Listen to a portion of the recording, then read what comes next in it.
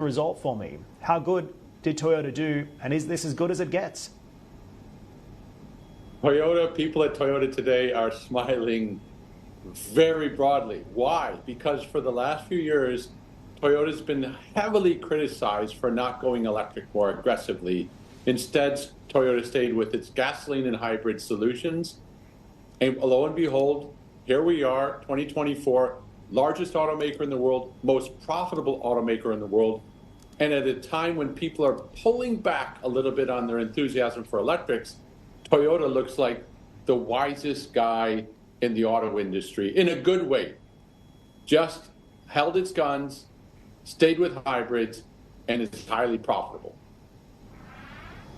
So this is so interesting to me because it would appear that Toyota's leadership in hybrids is paying dividends as we see demand for EVs pulling back. The question is, how long can it last? Is that pullback in demand for EVs temporary? And, the question is, how resilient is the hybrid business going to be moving forward, given the industry trends, the investment, and the overall consumer demand that we see right now? Hybrids just having a moment in the sun, isn't it? I thought EVs were the future.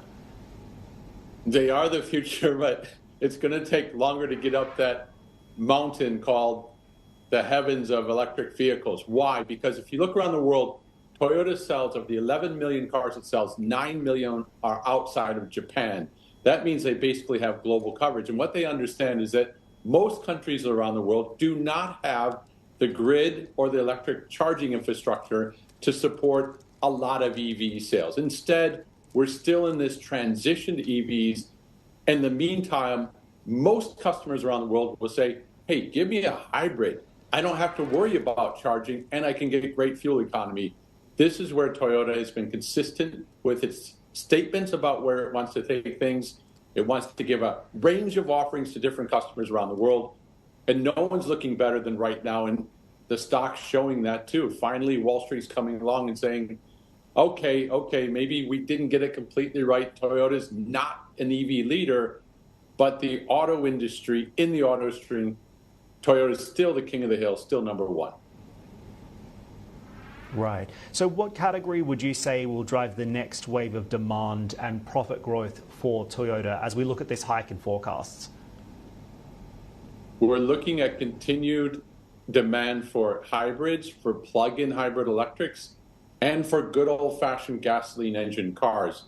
What we're seeing in the electric vehicle space globally is that after sprinting at double-digit rates of growth in the last 2 or 3 years, this year it'll probably be down to single-digit in the United States for sure.